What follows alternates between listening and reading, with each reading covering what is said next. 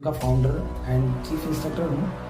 और घर वालों की इच्छा नहीं थी, वो नहीं चाहते थे। भले आपके पास बहुत नॉलेज है लेकिन आपके पास सर्टिफिकेशन नहीं है ना, तो आपको कोई नहीं रखेगा। ये तो यही था यार, गोल्ड मेडल मिल रहा है, हर चीज़ें मेरी तरफ इशारा हो रही थी। बड़े ज़माने का बहुत बुरा पल था जिसे मैं ज़िंदगी भर उसे हमेशा भुला देना चाहता हूँ। लेकिन कराटे को इतना भ्रष्ट बना दिया है लोगों ने, और अपने कोचेस के प्रति आपका विश्वास बने रहना चाहिए। काल देशना चैनल एक बहुत बढ़िया चैनल्स है जो आज इंटरव्यू के माध्यम से पूरे दुनिया में पूरे लोगों के सामने हर लोगों की बातें पहुंचाई जा रही है।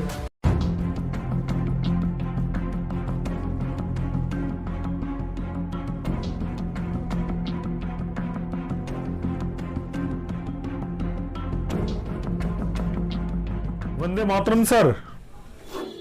वंदे मातरम सर। जय हिंद, जय भारत। जय हिंद सर। सर आपका स्वागत है हमारे कालदेशना न्यूज़ चैनल पर। सर मुझे बहुत खुशी हो रही है और कि दूसरी बार मैं आपके इस न्यूज़ चैनल्स पे आया हूँ इंटरव्यू के लिए। सो बहुत बहुत धन्यवाद आपका, आपकी पूरी टीम का और काल देशना चैनल का, जिनके माध्यम से आप सभी लोगों के लिए, सभी लोगों की आवाज़ जो है वो दुनिया तक पहुंचाने का काम कर रहे हैं। तो बहुत बहुत धन्यवाद सर मुझे अपने साथ जोड़ने के लिए। Yes sir. ये सर आप हमारे दर्शक को बताएंगे अपने बारे में कि आपने कराटे में क्या मुकाम हासिल कर रखा है। सर अभी जो प्रोजेक्ट टाइम पे है, जो हमारे सोतोकान, जो मेरा फेडरेशन है, सोतोकान कराटे डू इंडियन एसोसिएशन और सोतोकान कराटे वर्ल्ड एसोसिएशन, ये दोनों बॉडी चल रही है पूरे इंडिया, पूरे वर्ल्ड में। और इसका मैं सोतोकान कराटे डू इंडियन एसोसिएशन का फाउंडर एंड चीफ इंस्ट्रक्टर हूँ और SKW का वर्ल्ड बॉडी का फाउंडर प्रेसिडेंट हूँ।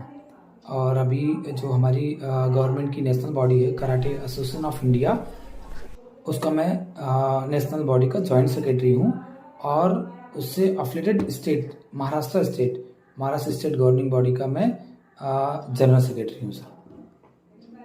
जी सर आपने कराटे किस उम्र में सीखना स्टार्ट करा था? सर कराटे तो शायद लगभग मैंने जब मैं 1993 में शायद फिफ्थ स्टैंडर्ड में था, तब उस टाइम पे सीखने का मुझे सौभाग्य प्राप्त हुआ। घर वालों की इच्छा नहीं थी, वो नहीं चाहते थे, लेकिन फिर भी समय एक पल था कि बिना बताए घर वालों को ये चीज़ मैंने सीखा। उस समय हमारे सर हुआ करते थे वैभव वशिष्ठ सर, और मतलब वो उन्होंने सीखा था। वो काफ़ी अच्छे प्लेयर थे, काफ़ी अच्छे मास्टर थे, तो उनकी गाइडलाइन में, उनके अंडर में मैंने ये सारा चीज़ 93-94 में सीखा। हालांकि उस समय ज़्यादा प्रचलित नहीं था सर्टिफिकेशन वगैरह का, उस समय फुल कांटेक्ट हुआ करते थे, सोतोकानी था। और फिर उन्होंने एक ऐसा क्लास नहीं खोला था, लेकिन मैंने उनके अंदर ट्रेनिंग ली और जो ब्लैक बेल्ट तक की डिग्री है, जो उन्होंने मुझे पूरा नॉलेज दिया, पूरा सिखाया। बस खाली जो डिग्री रह गई थी, क्योंकि उस समय वो डिग्री नहीं दे पा रहे थे, क्योंकि ऐसी कोई संस्था नहीं थी उनके पास, ये किसी के साथ जुड़े नहीं हुए थे। और उन्होंने बस हमें एक अपना समझकर उन्होंने अपना ज्ञान प्रदान किया, और आज जिनकी बदौलत मैं आज इस जगह पे पहुंचा हूं। तो बहुत बहुत धन्यवाद उन सर का, और जो जिनकी बदौलत आज मैं इस लेवल पे हूँ। तो सर आपने ब्लैक बेल्ट जब ली थी तो उस समय आपकी क्या उम्र हुई होगी और किस सन में ली थी आपने? सर देखिए, जब मैंने ब्लैक बेल्ट लिया तो जैसे मैंने बताया कि जो हमारे सर थे उस समय उनके पास कोई ऐसी संस्था नहीं थी। वो एक जस्ट यहाँ पे आए हुए थे डोंबिवली में, और उन्होंने हमारे पड़ोसी होने की वजह से उनका इंटरेस्ट था कि मुझे सिखाया जाए, और मेरा भी इंटरेस्ट था, तो उन्होंने मुझे सिखाया। और एक कोच के हैसियत से मैंने एक अपने स्टूडेंट के हैसियत से सीखा। तो उस समय जब 93-94 में मैंने सीखा, तो उस समय उन्होंने सारे चीज़ जैसे काता कुमिते वगैरह सब उन्होंने जो भी है सोतोकान के जितने भी सारे सिलेबस हैं सब उन्होंने सिखाए। लेकिन सर्टिफिकेशन नहीं हो पाया, क्योंकि उन्होंने सर्टिफिकेशन नहीं किया था। और नहीं किया का मतलब है कि उस समय वो उतना ये नहीं था, प्रचलन नहीं था उस टाइम पे, और ना ही उस किसी के साथ जुड़े हुए थे। तो उसी बहाने हमने सीख लिया, एक सेल्फ डिफेंस के तौर पे सीखा। और मुझे पता नहीं था कि आगे चल के मुझे इसी राह पे चलना होगा। फिर जैसे जैसे आगे बढ़ते गया फिर जब ज़रूरत पड़ी तो मैंने क्या किया, जब मुझे मालूम पड़ने लगा कि नहीं, बिना सर्टिफिकेशन के आप इस दुनिया में या कहीं पे भी आप वर्क नहीं कर सकते।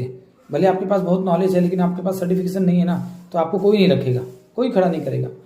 तो फिर मैंने 2004-05 में मैंने फिर दिल्ली से हमारे एक बड़े भाई सतीश चौधरी सर हैं, उन्होंने मुझे ब्लैक बेल्ट्स करवाया, और वो भी काना जाओ संसई के फेडरेशन से, और जो इंडिया बॉडी से। तो उस समय 2004-05 में ब्लैक बेल्ट हुआ था। जी सर। सर आपको रुचि कैसे हुई कि हाँ भाई मुझे कराटे सीखना है? किस कारण से, कि आपको क्या पता था कि कराटे के बारे में, कि आपको ये लगा कि हाँ भाई मुझे कराटे सीखनी है? वो क्या कारण था सीखने का? नहीं सर, ये बहुत बढ़िया सवाल है, और ये वाकई में मतलब ये मेरे इससे का एक मतलब इम्पोर्टेंट पार्ट है जहाँ से मेरा इंटरेस्ट हुआ। जैसे पहले उस ज़माने में बहुत कम स्कूल हुआ करते थे, तो हम लोग हिंदी मीडियम से थे। यही मुंबई में पला बड़ा हूँ, यही मेरा जन्म हुआ है। तो स्कूल जाया करता था स्टेशन पे, तो वहाँ पे हमारे स्कूल के बिल्डिंग पे ही ऊपर हॉल हुआ करता था। तो मैंने कभी नहीं देखा, जब मैं 5th स्टैंडर्ड में था तो वहाँ पे एक टूर्नामेंट ऑर्गेनाइज की गई, यही सतोकान की थी। सतोकान का टूर्नामेंट था, और उसमें फुल कांटेक्ट हुआ करता था। और बस स्कूल छूटा दोपहर को 12:30 बजे, और काफ़ी भीड़ भाड़ शोर शराबा हो रहा था, तो उसी को देखने के लिए मैं, मेरे 2-4 फ्रेंड, हम लोग ऊपर चले गए टेरेस पे, और ऊपर चले गए। और जिस हिसाब से वहाँ पे फाइट हो रहा था, काता हो रहा था, लोग तो मतलब एक दूसरे के लिए चीयर्स कर रहे थे, कोच एक दूसरे के लिए मतलब लड़ झगड़ रहे थे। लड़ झगड़ का मतलब है कि प्रोत्साहन दे रहे थे अपने बच्चों को, और जिस तरह से मेडल मिल रहा था, तो पहले हमें लगता था यार ये मेडल तो ओरिजिनल है, ओरिजिनल गोल्ड है, ओरिजिनल सिल्वर है। तो उस समय हाँ, पता पहले तो यही था यार, गोल्ड मेडल मिल रहा है। तो मुझे लगा यार ये तो गोल्ड मेडल, मतलब अगर मैं गोल्ड मेडल पाऊंगा तो मेरे पास घर में बहुत सारे गोल्ड हो जाएंगे। तो गोल्ड मेडल की एक चाहत थी कि मतलब चलो गोल्ड मेरे घर में आया, ऐसा नहीं, एक गोल्ड मेडल लोगों को मिल रहा है, एक मेडल मिल रहा है, मेरे अलग चीज मिल रहा है उनको जीतने के बाद में। तो वो एक वहाँ पे एक प्रोत्साहन भरा समय था, वक्त था, जिस चीज़ को देखकर मेरे मन में एक उमंग जागी, और मुझे लगा कि यार मुझे भी सीखना चाहिए, और ना ही सिर्फ फाइट के लिए, ये अपने सेल्फ डिफेंस के लिए भी सीखना चाहिए। क्योंकि हम उस समय जब हम रहते थे 86 के बाद में, यानी 81 में मेरा बर्थ है, डेट ऑफ बर्थ है। तो उसके बाद जहाँ पे मैं रहता था वहाँ पे बहुत सारी चीज़ें हुआ करती थी। तो मुझे लगा कि नहीं, कम से कम अगर सीख लेंगे तो सेल्फ डिफेंस तो रहेगा, सेल्फ डिफेंस मेरे पास रहेगा तो कम से कम मैं मेरी रक्षा कर पाऊंगा, क्योंकि माहौल उस समय ठीक नहीं थे वहाँ के। तो इस कारण से मेरे दिमाग में बैठा, और फिर मैंने सोचा कि नहीं, मुझे एक as a fighter, as a self defence के लिए मुझे ये सीखना चाहिए। इसलिए तभी से उस टाइम से मेरी रुचि इस कराटे के प्रति अधिक हो गई। जी सर। सर आपने पहली फाइट कौन से सन में खेली थी, किस स्टेट में खेली थी, और आपका कौन सा मेडल पड़ा था, ये दर्शक जानना चाहते हैं। हाँ, उस समय तो पहले तो बहुत कम फाइटें हुआ करती थी, सर खाली सिखाते थे हमें। और जब फाइट के लिए हम बोलते कि सर मैं फाइट के लिए लेके चलो, तो वो उन्होंने बोला कि विनोद सर बोले कि विनोद यार आप सिर्फ जो सीख रहे हो सीखो, और जब आप अच्छे हो जाओगे उस लेवल का तो मैं ज़रूर आपके पास भेजूंगा। तो मुझे लगता है कि उन्होंने काफ़ी 1-1.5 साल तक मुझे सिखाया, और उस लेवल तक क्योंकि उस समय कोचों का यही था कि मैं किसी भी प्लेयर को अगर बनाऊं तो एकदम मजबूत और अच्छा बनाऊं, ताकि उसे कोई हरा ना सके। तो मैंने पहला जो फाइट है मैंने कोली समाज हॉल में खेला है, यहाँ थाने में है। उसके बाद कालीदास में ऐसे कई टूर्नामेंट्स खेले, और स्टार्टिंग के शुरुआती दौर में मैंने ज़्यादा नहीं, मेरे उस समय सीखने के लाइफ में 4-5-6 टूर्नामेंट्स खेल पाए, क्योंकि उसमें टूर्नामेंट बहुत कम हुआ करते थे, और जो भी टूर्नामेंट हुआ करते थे वो सब फुल कांटेक्ट हुआ करते थे। और 2-4-5 फाइट्स मैंने उस समय खेले हैं, जिसमें ब्रॉन्ज और सिल्वर लगा, गोल्ड उस समय नहीं लगा। लेकिन फिर जब धीरे धीरे मैंने कराटे में पूरा सीखने के बाद, ब्लैक बेल्ट्स लेने के बाद में, जब मैंने अपना फेडरेशन स्टार्ट किया, तो उसके बीच में भी मैं खेलता था। तो बहुत जगह पे खेला हूँ, आउट ऑफ कंट्री में भी खेला हूँ, इंडिया में भी कई सारे स्टेटों में खेला हूँ। तो जहाँ पे मैंने अच्छा जो अचीवमेंट हासिल किया है सभी में गोल्ड, कहीं गोल्ड मिला है, कहीं ब्रॉन्ज मिला है, कहीं सिल्वर मिला है। तो काफ़ी मेडल्स मैंने ये किए हैं। मैंने मेरे ऑफिस में, मेरे घर में मेडल्स, ट्रॉफी वगैरह सभी सारे चीज़ लगा कर रखे हैं। जी सर मैं ये जानना चाहता हूँ कि आपने इंडिया में तो चैंपियनशिप खेली है, क्या अदर कंट्री में भी आपने कोई चैंपियनशिप खेली है जिसमें आपका बहुत अच्छा परफॉर्मेंस रहा हो? हाँ बिल्कुल सर। मैंने श्रीलंका में चैंपियनशिप खेली है इंटरनेशनल, भूटान में खेली हुई है, नेपाल में तो बहुत ज़्यादा बार मैंने खेला है। और वहाँ पे तो कम से कम मुझे लगता है कि मैं 10 से 12 बार जा चुका हूँ नेपाल में। भूटान में अच्छा। हाँ, भूटान में 4 से 5 टाइम जा चुका हूँ। श्रीलंका में 4 टाइम जा चुका हूँ। और उसके बाद थाईलैंड है, सिंगापुर है, मलेशिया है, इंडोनेशिया है, बांग्लादेश है। तो इन सभी जगहों पे मैंने खेला है, एक दो फाइट, और सभी में मैंने वहाँ पे गोल्ड मेडल, सिल्वर मेडल हासिल किया है। जी सर अगर हम ये पूछे कि आपको इन कंट्री में, जितनी आप कंट्रियों में बाहर खेले हैं, आपने काफी कंट्रियों में खेला है, तो उसमें से आपको कौन सी कंट्री बेस्ट लगी हो, कराटे के बेस पे भी और वहां की लोकेलिटी के बेस पे भी, कि हाँ भाई ये कंट्री काफी अच्छी है इंडिया से अलग, जो अलग कंट्री है उनमें? ये तो बहुत अच्छी बात है सर आपने पूछी, क्योंकि मैंने देखा कि बहुत सारी कंट्रियों में मैं गया हूँ। और अगर मेरे भारत देश के अगर अगल बगल में आप पूछोगे तो सबसे बढ़िया कंट्री है भूटान। एकदम साफ सुथरी, ठंडा, पूरा ठंडा प्रदेश है। हमेशा जिस टाइम हम लोग गए थे कि मतलब रात में तो ठंडी इतनी पड़ती कि आप बाहर निकल नहीं सकते, कितना भी आप कपड़ा पहने रहोगे। और दिन में भी ठंडी है, धूप है लेकिन ठंडी है। मतलब इतना अच्छा, पॉल्यूशन फ्री, और इतना वहाँ का रूल्स रेगुलेशन इतना अच्छा है। कोई वहाँ पे ध्वनि प्रदूषण नहीं है, कोई पॉल्यूशन नहीं, कुछ भी नहीं, बहुत साफ सुथरा, वहाँ का नियम बहुत अच्छा है।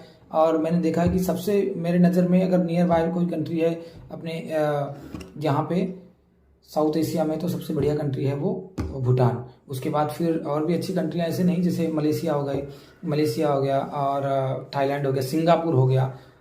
तो ये सारी कंट्रियाँ बहुत सुंदर हैं। लेकिन कहते हैं कि सुंदरता कहीं पे भी कितनी हो, लेकिन जो चीज़ें हमारे भारत देश में हैं वो दुनिया के किसी भी कोने में नहीं है, कहीं पे भी नहीं है। वो तो है ही सर, इंडिया तो बेस्ट है ही। हाँ, क्योंकि यहाँ पे तो सर बताइए सर। हाँ, यहाँ पे हमें कुछ करने की आज़ादी है, बोलने की आज़ादी है, सोचने की आज़ादी है, घूमने की आज़ादी है। मतलब हर चीज़ें आप यहाँ पे कर सकते हो।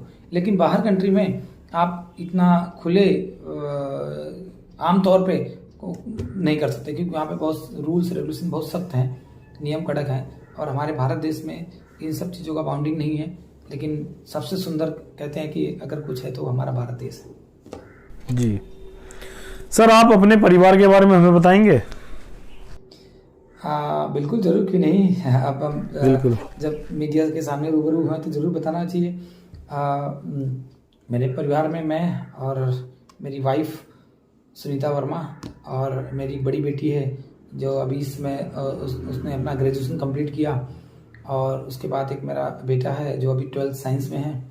और मैंने कुछ 5-6 साल पहले एक नन्ही सी बेटी को गोद लिया, यानी कि अडॉप्ट किया। अच्छा।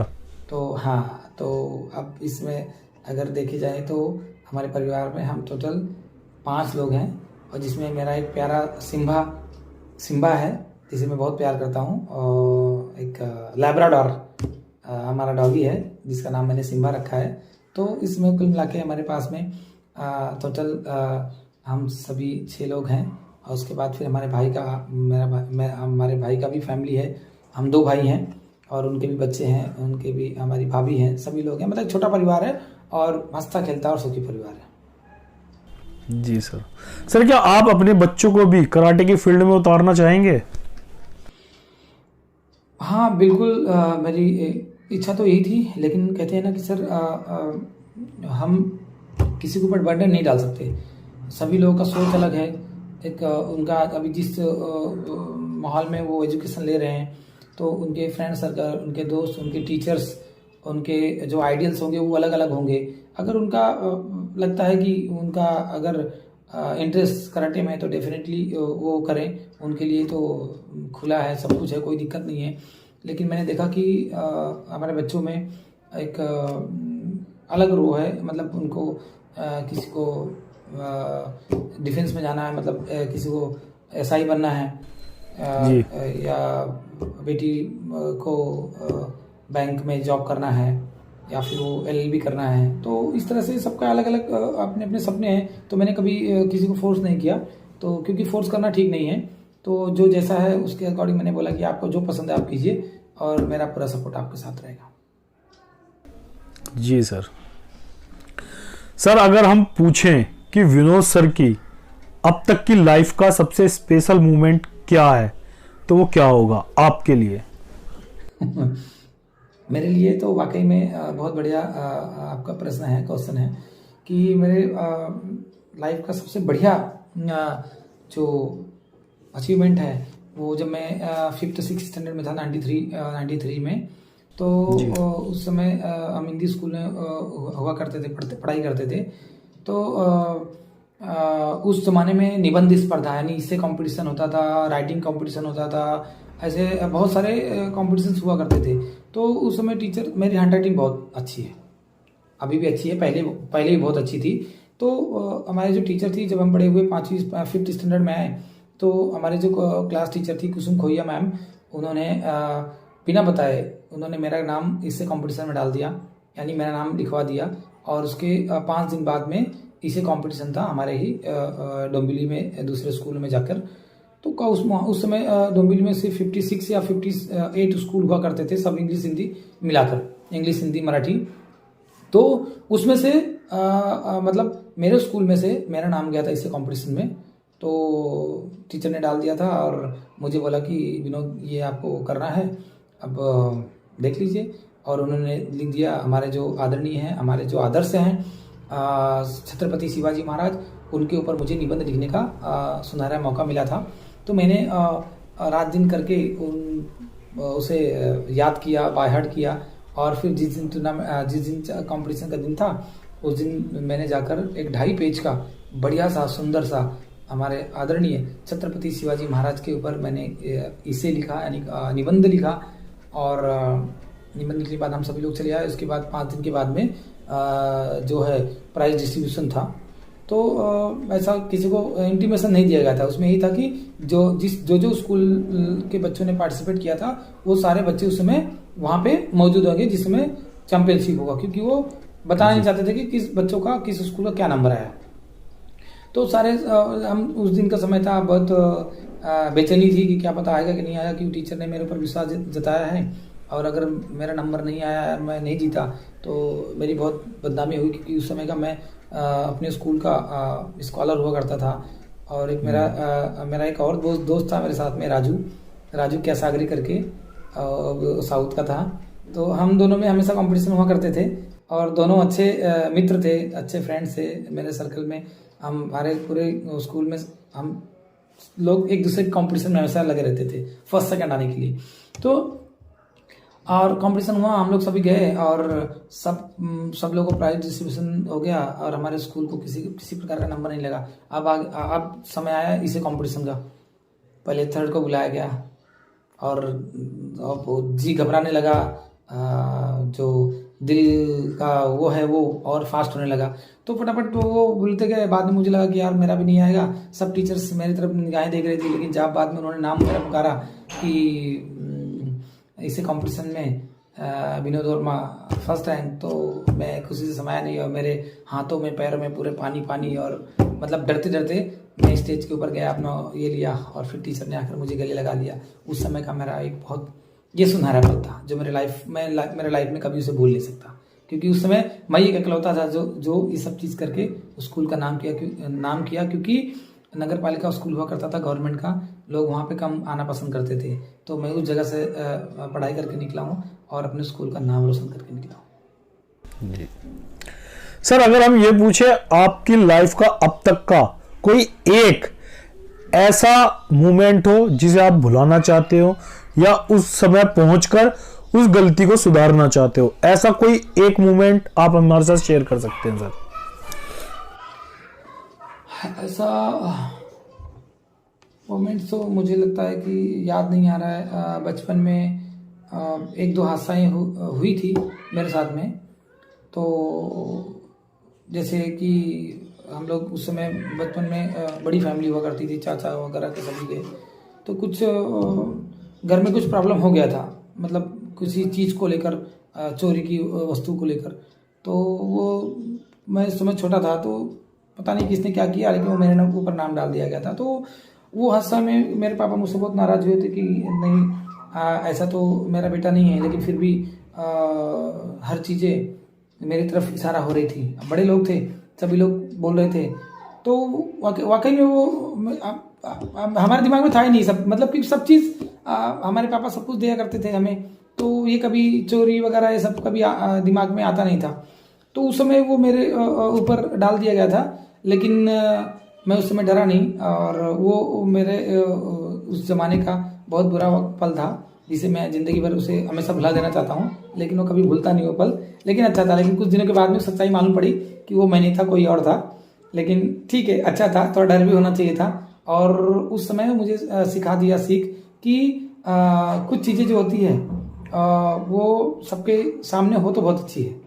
तो बस वही एक पल है, बाकी बहुत छोटी छोटी कुछ गलतियाँ हुई हैं, तो मैंने जब छोटी छोटी गलतियाँ होती है तो मैं उसे हमेशा सुधारने में लगा होता हूँ। मुझे ये नहीं लगता कि मुझे आदमी ने क्यों बोल दिया या मुझे किसी ने क्यों बोल दिया। मैं चाहता हूँ कि वाकई में अगर उन्होंने बोला है तो ज़रूर मेरे अंदर कुछ कमियाँ हैं, तो मैं सोचता हूँ कि उस कमियों को जल्द से जल्द पूरा करूँ। क्योंकि हमें अगर कोई बता रहा है तो हमारी कमियों को, तो वही आपका सबसे अच्छा दोस्त है। क्यों? क्योंकि अगर वो बता रहा है, इसका मतलब कि आपको सचेत कर रहा है कि वो गलतियाँ दोबारा ना हो। और अगर वो बता रहा है तो फिर उसकी चीज़ों को मानकर आप अपनी गलती को सुधारो, ताकि लाइफ में फिर कभी ऐसी बड़ी कोई गलती ना हो जिसकी वजह से किसी का दुख हो, किसी को तकलीफ हो और किसी को हानि पहुंचे।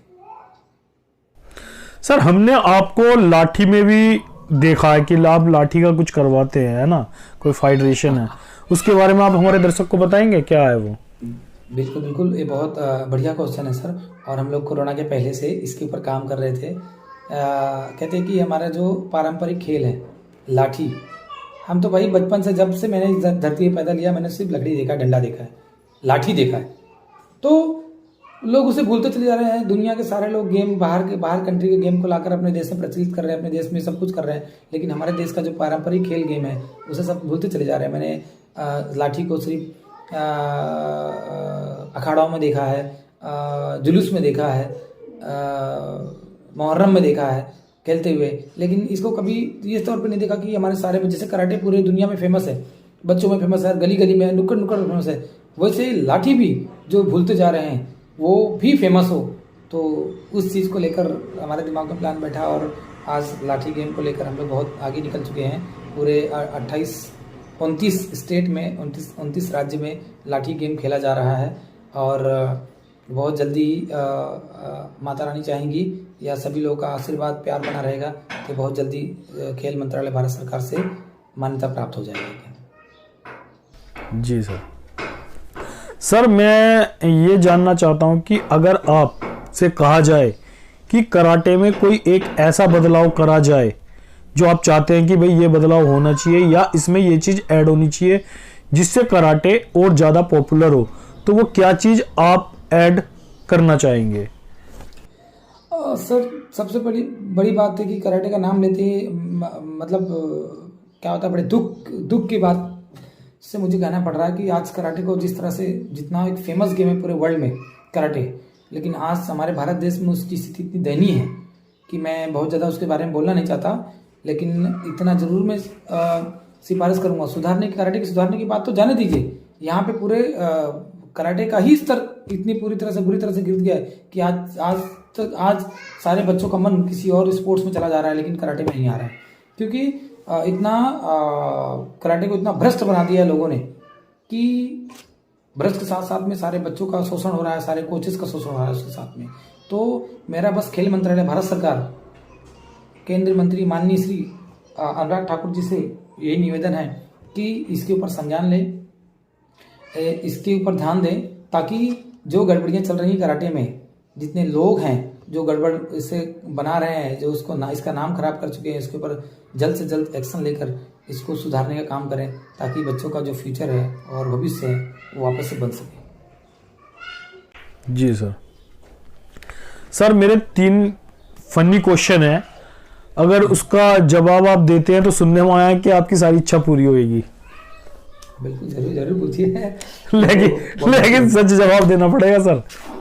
बिल्कुल जवाब देंगे, कोई दिक्कत नहीं है। आप जब जवाब देने के लिए बैठे हैं तो जरूर जवाब देंगे। तो सर मेरा पहला जो है वो क्वेश्चन ये है कि क्या कभी आप जरूरी काम से, जैसे आप बाहर जा रहे हैं, है ना, बहुत अर्जेंट काम है, बिल्ली ने रास्ता काट लिया या किसी ने छींक दिया, है ना, तो आपने कहा यार इसने तो छींक दिया, बिल्ली ने रास्ता काट लिया, थोड़ी देर बाद रुक के जाता हूँ। ऐसा कभी हुआ है कि आप बिल्ली के रास्ता काटने से या किसी के छींकने से आप थोड़ा रुक के गए हो? देखिए सर, ये तो कहते हैं कि अंधविश्वास वाली चीजें हैं, लेकिन जब मैं छोटा हुआ करता था, जब पढ़ाई किया करता था, तो बुजुर्ग हमारे मम्मी पापा और बहुत सारे लोग बोलते थे कि अगर बिल्ली ने रास्ता काट दिया, अगर किसी ने छींक दिया, तो जिस काम के लिए जा रहे हो थोड़ा सा रुक के घर में वापस रिटर्न आके पानी पी के फिर निकलना चाहिए, क्योंकि एक कहते हैं ना, एक टोटका सा लग जाता है, इस तरह से सभी लोगों का कहना था। लेकिन कहते हैं कि जो पढ़ने लिखने वाले लोग हैं, हो सकता है इस बात को ना मानते हो, और वाकई में मैंने कभी इस चीज़ को नहीं लिया, मैंने कभी नहीं माना। बहुत सारे, मैं भी निकलता हूँ, कभी बिल्ली रास्ता काट देती है, कभी कोई छींक देता है, तो मुझे फर्क नहीं पड़ता, मैं ध्यान नहीं देता। तो ये तो एक आम चीज़ है। अरे भाई रास्ता बनाया है, बिल्ली जाएगी नहीं तो कहाँ से जाएगी वो? अगर हो सकता है उसका जाने का टाइमिंग आपका जाने का टाइमिंग एक ही है, उसके जाने का टाइमिंग आपके जाने का टाइमिंग एक ही है, इसलिए वो भी चली गई, आप भी चले गए, है ना। और जब छींकने का टाइम आया, हो सकता है भाई घर में ही आपके पापा ने छींक दिया, मम्मी ने छींक दिया, तो उनके भाई हो सकता है उनके छींकने का टाइम वो टाइम हो, आपके निकलने का टाइम एक ही हो। तो कभी कभी बोलते हैं कि खाली बर्तन भी नहीं होना चाहिए। अरे भाई अगर ये सब चीज इस तरह से मानोगे तो फिर घर में तो सारे चीज मिलते हैं हर जगह, खाली बर्तन कहाँ आप छुपाओगे? तो ये तो मैंने कभी माना नहीं इस चीज को, और ना ही मैंने कभी अपने जीवन में इस चीज को लिया। जी सर। सर अगला मेरा जो क्वेश्चन है वो ये है कि जैसे अभी दिवाली गई है पीछे, है ना, हाँ। तो बचपन से अब तक आपने कभी, जैसे रॉकेट होता है, रॉकेट तो आपने सुना होगा ना, जो उसमें तिल्ली लगाते ऊपर उड़ता है, रॉकेट हाँ। तो कभी ऐसा हुआ आपने लगाया हो, आपका आस पड़ोस में किसी के घर में चला गया हो और फिर बवाल हो गया हो बिल्कुल कि भैया ये किसने छोड़ दिया, क्या हुआ? कभी कुछ ऐसा हुआ है सर? नहीं, एक्चुअली सबसे छोटी बात यह है सर, दिवाली में मेरे टाइम में जब दिवालियाँ आती थी तो 10 दिन 15 दिन पहले ही बड़े जोरों शोरों से तैयारियां हुआ करती थी, पटाखे आ जाते थे 10 दिन पहले। लेकिन जब मैंने रॉकेट से थोड़ा मुझे डर लगता था, रॉकेट में नहीं चलाता था, मुझे सिर्फ छोटे छोटे बम और जो सुतली वाले बम हुआ करते थे वो, और वो पाउस जो उड़ते हैं और चक्री जो घूमती है, ये बस यही 3 4 5 जो पटाखे हैं यही छुड़ाया करता था। बाकी कभी ये छुड़ाया नहीं, क्योंकि मुझे रॉकेट नहीं छुड़ाया सर कभी? रॉकेट नहीं छुड़ाया सर, क्योंकि उसको बाटली में रखते थे। अब बाटली कहाँ से छुड़े, क्योंकि बाटली वो होता था कि वो उसके लिए बड़ी बाटली होनी चाहिए या तो फिर बियर की बाटली होनी चाहिए। लेकिन अगर वो हाथ भी लगाए तो घर वालों से एकदम पापा पूरी तरह से खिलाफ, बिल्कुल छुना ही नहीं है, उसको लाना ही नहीं है। यानी कि उसको बाटली भी छोड़ोगे तो उस रॉकेट को आप उसके अंदर डालोगे तो आप ये करोगे, तो उसका मतलब कि अगर बाटली को हाथ लगा ले तो कल मेरा बेटा वो भी करने लगेगा। तो इसके लिए वो सख्त मनाई थी, इसलिए वो हम कभी छुड़ाए नहीं। और उससे क्योंकि मैं देखा था, क्योंकि मैंने देखा था पास पड़ोस में ही, मेरे पड़ोस में, मेरे घर के बाजू वाले में ही एक बच्चे ने वो रॉकेट छुड़ाया और वो बाटली गिर गई, और गिरते ही वो सीधा उसके घर में चला है, सोचिए। लेकिन वो ब्लास्ट वाला नहीं था, वो खाली वो भाग के घर में उजाला देता था, बस उतना ही। तो वो उसकी वजह से डांट पड़ी उसको भी, और सभी बच्चों को बोला गया कि ये सब चीज छुड़ाना बंद करो, नहीं तो किसी की जान जा सकती है, किसी आंख में लग सकता है, कुछ भी लग सकता था। तो इसके लिए वो पूरा बैन था। मतलब कराटे से मैं खुद ही डरता था, सॉरी रॉकेट से, कि रॉकेट मुझे नहीं छुड़ाना है दिवाली में। तो बस, बाकी और ऐसी कोई बात नहीं। बाकी पटाखे बहुत छुड़ाए हैं, बहुत मजे किए हैं, मिठाइयाँ खाई है, पटाखे छुड़ाई हैं। पटाखे में जान थी, पटाखे खूब छुड़ाते थे जी। सर मेरा अगला और फनी क्वेश्चन का लास्ट और तीसरा क्वेश्चन ये है कि आप किसी रिलेटिव के घर गए हैं, है ना, जान पहचान वाले के घर गए हैं, उन्होंने आपके लिए है ना, तो आपने उनके लिए आपके लिए खाने के लिए रखा उन्होंने कुछ आइटम, तो आपने उसे खाया हो, लेकिन आपका वो खाना गले से नीचे नहीं उतर रहा हो, मतलब इतना बेस्वाद, मतलब कि खाया नहीं जा रहा हो आप पे, लेकिन आपने शर्म के मारे कि भाई सामने वाले को बुरा ना लगे ये चीज, और आपने जबरदस्ती वो खा लिया हो, ऐसा कभी हुआ आपके साथ? वैसा तो मेरे साथ नहीं, पॉसिबल नहीं हुआ है, लेकिन मैं कभी सभी रिश्तेदारों के यहाँ और दोस्तों के यहाँ सभी के यहाँ गया हूँ। लेकिन अगर मुझे समझो कभी कुछ की चीज कमियां आई, जैसे कि कम पड़ गया, तो मैं तुरंत बोल देता हूँ कि हाँ लाइए मुझे और खाना है। लेकिन अगर कोई क्योंकि शर्माता नहीं था। हाँ, लेकिन कुछ जगह ऐसी थी जो बहुत शर्माता था, मैं खाता भी नहीं था और बोलता भी नहीं था, जो सामने आ गया उसको पी लिया और बातें बहुत कम करता था। हाँ, अगर जैसे कुछ कम पड़ गया, कमी आ गई, जैसे नमक हो गया या शक्कर हो गई, चाय में कम नमक कम हो गया, तो मैं बोलता नहीं था, चुपचाप खा लेता, क्योंकि मैं सोचता था क्यों किसी को बोला जाए और बोल के उसकी कमियों को गिनाया जाए, तो वो मुझे अच्छा नहीं था, पसंद नहीं था। तो इसलिए मैंने कभी कुछ बोला नहीं और बस जो मिल गया, जो आया माता रानी की प्रसाद की तरह उसे खा लो और खुश रहो उसमें। मतलब कभी किसी कमियों को नहीं बताया मैंने, चाहे अपने लाइफ पर्सनल लाइफ हो या फिर कुछ भी हो, बताया नहीं था, बताता नहीं था, उसे करके दिखाता था कि मतलब उसे भाव भी ना हो, लेकिन सामने वालों को समझ में आ जाए कि नहीं समझ में आ जाए, कहना चाहते हैं, समझ में आया कि मतलब हाँ नहीं ये हो सकता है कि अगर मैं ऐसा कर रहा हूँ तो कहीं ना कहीं कुछ गलतियां मुझसे हुई, इसे ऐसा कुछ बोलो, तो लोगों को समझ में आ जाता था। ऐसा ये सब मेरा फैक्टर था, बोलता नहीं था, करता था और करने के बाद लोगों को अपने आप समझ में आता था कि हाँ नहीं ये चीज़ सही, ऐसा मैंने किया है, तो उनको समझ में आ जाता था लोगों को ये चीज़ें। जी सर। मैं ये कहना चाहता हूँ कि जैसे कि अभी हमारी युवा पीढ़ी कराटे सीख रही है ना, या किसी ने सीखना चाह रहे हैं या कोई खूब प्रैक्टिस कर रहा, उन्हें आप कोई संदेश देना चाहेंगे जिससे कि ये प्लेयर आगे बढ़े, देश का नाम रोशन करें, माँ बाप का नाम रोशन करें?